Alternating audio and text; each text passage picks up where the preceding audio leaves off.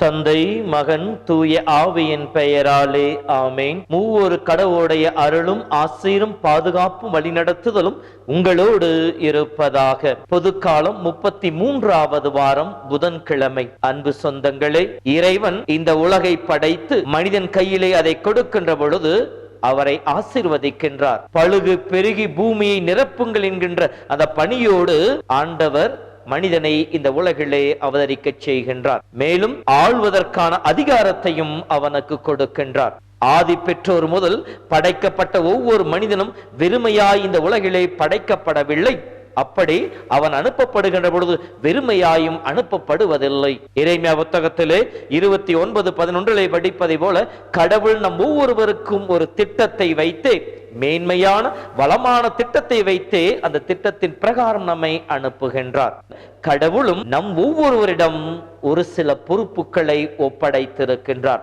அந்த பொறுப்புகளை நாம் தகுந்த முறையிலே பயன்படுத்துகின்ற பொழுது நாம் இறைவனிலே மகிழ்பவர்களாக, இறைவனால் பாராட்டப்படுபவர்களாக, இறைவனால் பெருமைப்படுத்தப்படுபவர்களாக இருப்போம். வாழ்வில் மேன்மையை அடைந்து கொள்ளுவோம். அதே வேளையிலே இறைவன் கொடுக்கின்ற பொறுப்புகளை தட்டி கழித்து சோம்பி திரிந்தோம் எனில் நம்மிடம் இருப்பதும் எடுக்கப்படும் என்கின்ற கடுமையான ஒரு எச்சரிக்கையோடு இறைவன் என்ற வார்த்தையின் வழியாக நம்மோடு பேசுகின்றார். 16ஆம் ஆசீர்வாதம் நம்முடைய முன்னாள் திருத்தந்தை சொல்லுகின்ற பொழுது, கடவுள் வெறும் உலகு சார்ந்த கொடைகளை மட்டும் நம்மிடம் ஒப்படைக்கவில்லை, பொறுப்புகளை மட்டும் நம்மிடம் ஒப்படைக்கவில்லை, ஆன்மீகம் சார்ந்த பொறுப்புகள் நம்மிடம் ஒப்படைத்திருக்கின்றார். அருட்சாதனம் என்கின்ற கொடை, இறை வார்த்தை என்கின்ற கொடை, நற்கருணை என்கின்ற கொடை நம்மிடம் ஒப்படைக்கப்பட்டிருக்கிறது. இப்படி நம்மிடம் ஒப்படைக்கப்பட்ட இந்த பொறுப்புகளை, இந்த கொடைகளை நாம் எவ்வாறு பயன்படுத்துகின்றோம்? அதை நாம் பயன்படுத்துகின்ற பொழுது அது பன்மடங்காக பழுகி பெருக ஆரம்பிக்கின்றது. பயன்படுத்தாத பொழுது உள்ளதும் இழந்து போன நிலைக்கு மாற்றப்படுகின்றது. இன்றைய நற்செய்தியுடைய வரலாற்று பின்னணியை பார்க்கின்ற பொழுது, பெரிய ஏரோது இறக்கும் தருவாயிலே தான் ஆட்சி செய்து கொண்டிருந்த பகுதிகளை 3ஆக பிரித்து தன்னுடைய 3 மகன்களுக்கு கொடுக்கின்றார். முதல் மகன் ஏரோது அந்திப்பாஸ், 2 ஏரோது பிலிப்பு, 3வது ஏரோது அர்கெலாஸ் என்கின்ற 3 மகன்கள். இந்த ஏரோது அர்கெலாஸ் யூதேயா பகுதியினுடைய ஆளுநராக, அரசராக நியமிக்கப்படுகின்றார். இவர்கள் தன் தந்தையிடமிருந்து இந்த ஆட்சியுரிமை பெற்றாலும்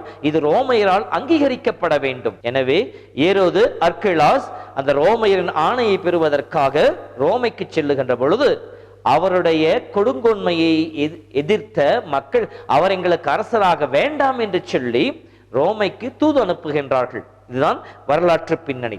இந்த வரலாற்று பின்னணியை மையமாக வைத்து இயேசு வரவிருக்கின்ற இறை அரசுக்கு நாம் எப்படி நம்மை தயாரித்துக் கொள்ள வேண்டும் என்பதை பற்றி ஒரு ஓமையின் வழியாக பாடம் கற்றுக் கொடுக்கின்றார். இங்கே அந்த தலைவன் மற்றும் பணியாளர்கள், தலைவனுடைய குணாதிசயங்களை பார்க்கின்ற பொழுது, தலைவன் தன்னுடைய பணியாளர்கள் மீது நம்பிக்கை வைத்தவனாக இருக்கின்றான். இப்படி நம்பிக்கை வைத்ததனால்தான் அந்த ஒரு மினாக்களை கொடுக்கின்றான். ஒரு மினா என்பது 100 திராக்மாவுக்கு சமமானது. ஒரு திராக்மா என்பது ஒரு நாளுடைய கூலி. அப்படின்ற எவ்வளவு பெரிய தொகையை அந்த பணியாளர்கள் மீது நம்பிக்கை வைத்து 10 பேருக்கு ஒவ்வொரு மினாவாக கொடுத்து விட்டு செல்லுகின்றார். கடவுள் நம் ஒவ்வொரு மீதும் நம்பிக்கை வைத்திருக்கின்றார். அதைத்தான் 1 தீமோத்தேயு புத்தகத்திலே 1:12 பவுல் சொல்லுகின்ற பொழுது, எனக்கு வலுவூட்டும் ஆண்டவர் இயேசு கிறிஸ்துவுக்கு நன்றி செலுத்துகிறேன், ஏனெனில் நான் நம்பிக்கைக்குரியவன் என்று கருதி அவர் என்னை தன் திருத்தொண்டு பணியிலே அமர்த்தி இருக்கின்றார் என்று சொல்லுவார். நம் ஒவ்வொருவரையும் நம்பிக்கை கடவுள் நம்பி பணியிலே அமர்த்தி இருக்கின்றார். அமர்த்திய கடவுள் நமக்கு தேவையான ஆசிரியையும் அதிகாரத்தையும் வளங்களையும் கொடுத்து கொண்டிருக்கின்றார். நேரம், திறமை, செல்வம் என்கின்ற இந்த வளங்களை நம் வாழ்விற்கு தேவையான அளவிற்கு கொடுத்திருக்கின்றார். நம் மீது நம்பிக்கை வைத்த கடவுள். இரண்டாவதாக தலைவனம் காணப்பட்ட குணம், அவர் ஆள் பார்த்து செயல்படுபவர் அல்ல.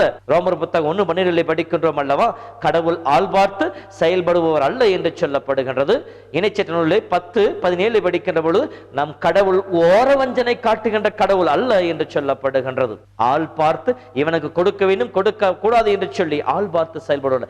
அனைவரையும் அவரவர் தேவைக்கு ஏற்றார் போல திறமைகளையும் ஆற்றலையும் கொடுக்கின்ற கடவுளாக இருக்கின்றார். எனவேதான் பவுல் சொல்லுகின்ற பொழுது, ஆண்டு நம்பிக்கை வைப்பவர்களுக்கு யூதர் என்றோ கிரேக்கர் என்றோ இல்லை, ஆண் என்றோ பெண் என்றோ இல்லை, அடிமை என்றோ உரிமை குடிமகன் என்றோ இல்லை, அனைவரும் ஆண்டவரில் ஒருவரே என்று சொல்லுவார். கடவுள் நம்மை சமமாக பாவிப்பவராக, நம் ஒவ்வொருவரையும் ஒரே கண் கொண்டு பார்ப்பவராக இருக்கின்றார். பாகுபாடு காட்டுகின்றவர் அல்ல நம்முடைய கடவுள் என்கின்ற நம்பிக்கையின் செய்தியும் ஓமையின் வழியாக நமக்கு சொல்லுகின்றார். மூன்றாவதாக, நன்மை செய்பவர்களை பாராட்டுகின்ற குணம். இது நம்மிடம் மிகவும் குறைவாகத்தான் காணப்படுகின்றது. ஒருவர் செய்கிற தவறுகளை சுட்டிக்காட்ட விரைந்து வருகின்ற நாம், அதே மனிதர்கள் செய்கின்ற நன்மைகளை, அவர்களிடம் காணப்படுகின்ற நல்ல குணங்களை சொல்லி பிறருக்கு முன்னால் அவர்களை பெருமைப்படுத்த வேண்டும், அவர்களை பாராட்ட வேண்டும் என்கின்ற எண்ணம் நம்மிடம் குறைவாகவே காணப்படுகின்றது. தலைவன் அந்த ஒரு மினாவை கொண்டு 10 மினா சம்பாதித்தவனையும் 5 மினா சம்பாதித்தவன் சொல்லி அனைவருக்கு முன்னாலும் பாராட்டுகின்றான். பாராட்டியவன் அவனுக்கு வெகுமதியும் கொடுக்கின்றான். 10 நகரங்களுக்கு 5 நகரங்களுக்கு தலைவனாக இரு என்று சொல்லி அந்த பாராட்டினையை வெளிப்பாடாக வெகுமதியை கொடுக்கின்றார். நம்முடைய குடும்பங்களில் கூட நம் குழந்தைகள் நன்மையிலே வளர வேண்டுமெனில், நல்லவர்களாக வாழ வேண்டுமெனில், அவரிடம் இருக்க நன்மைகளை கண்டு அதை சொல்லி அதை அவர்களுக்கு முன்னால், நீ இப்படி நன்மை செய்தாய், இத்தகைய காரியங்களை செய்திருக்கின்றாய், வாழ்த்துக்கள் பாராட்டுக்கள் என்று சொல்லி பிறருக்கு முன்னால் பாராட்டுகின்ற பொழுது அந்த குணம் இன்னும் அதிகமாக வளர ஆரம்பிக்கும்.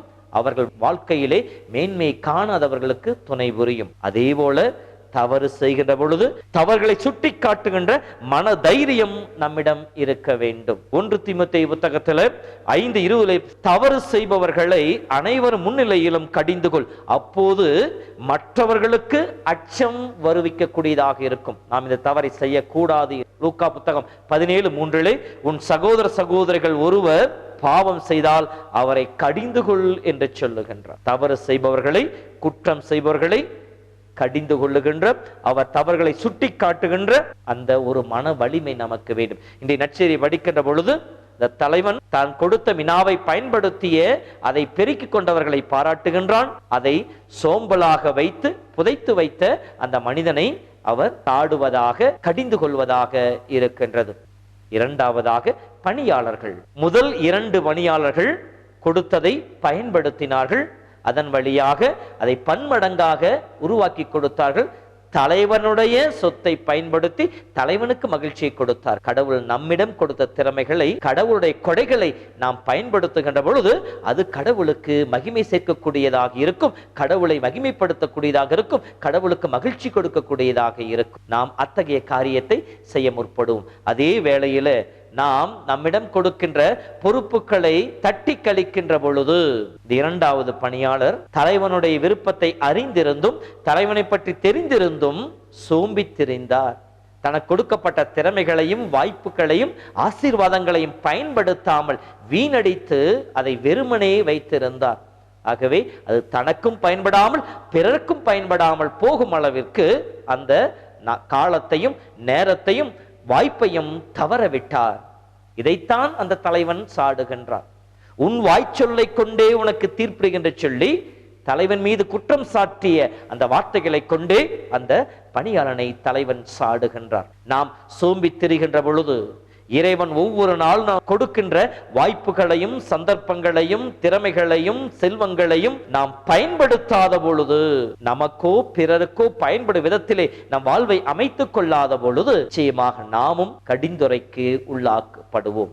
சோம்பி திரிபவருடைய குணாதிசயங்கள் என்ன என்று சொல்லி பார்க்கின்ற பொழுது 1 தீமோத்தேயு புத்தகம் 5:13 படிக்கின்ற பொழுது, சோம்பி திரிபவர்கள் சுற்றி திரிபவர்களாக இருப்பார்கள், பிறருடைய காரியங்களை தலையிடுபவர்களாக இருப்பார்கள், தகாதவற்றை பேசுபவர்களாக இருப்பார்கள் என்று சொல்லப்படுகின்றது. மத்தேயு நற்செய்தி 25, 24, 27 வரை இருக்கின்ற வசனங்களிலே பிறரை குறை கூறுபவர்களாக இருப்பார்கள். சீராக் புத்தகத்தை படிக்கிற பொழுது தன் குடும்பத்திற்கும் வறுமையை விளைவித்துக் கொள்பவர்களாக இருப்பார்கள். அழுக்குப்படைந்த பாறையை போல மாசுபடைந்த மக்களாக இருப்பார்கள் என்று சொல்லி சோம்பி திரிந்தவர்களை பற்றி சொல்லப்படுகின்றது. நம்முடைய வாழ்விலும் கூட நாம் நம்முடைய நாளையும் திறமைகளையும் பயன்படுத்தாமல் சோம்பி திரிகின்ற பொழுது, நாம் சோம்பலுக்கு இடம் கொடுக்கின்ற பொழுது நம் வாழ்விலும் இத்தகைய குறைபாடுகள் சேர ஆரம்பிக்கும். அன்பு சகோதரமே, இன்று நம்முடைய வாழ்வை அலசி பார்ப்போம். தலைவனுக்கிடம் காணப்பட்ட அந்த அற்புதமான குணாதிசயங்கள் நம்மிடம் இருக்கின்றனவா? இன்று நமது வாழ்வை அலசி பார்ப்போம். இறைவன் நம் ஒவ்வொருவரையும் நிறைவாய் ஆசீர்வதிப்பாராக. ஆண்டவர் உங்களோடு இருப்பாராக. எல்லாம் வல்ல இறைவன் தந்தை, மகன், தூய ஆவியின் பெயராலே ஆமென். விரும்பிடும் பாத்திரமாக என்னை மாற்றிடும் என் இயேசுவே, உமக்காய் பயன்படும் பாத்திரமாக உருவாக்கிடும் என் இயேசுவே. நீங்க விரும்பிடும் பாத்திரமாக என்னை மாற்றிடும் என் இயேசுவே, உமக்காய் பயன்படும் பாத்திரமாக உருவாக்கிடும் என் இயேசுவே. உங்க பார்வை என்னில் பட்டால் போதுமே, என் வாழ்க்கை தான் முற்றும் மாறுமே. உங்க கரம் என்னை தொட்டால் போதுமே, என் வாழ்க்கை தான் மேன்மையாகுமே. உங்க பார்வை என்னில் பட்டால் போதுமே, என் வாழ்க்கை தான் முற்றும் மாறுமே. உங்க கரம் என்னை தொட்டால் போதுமே, என் வாழ்க்கை தான் மேன்மையாகுமே.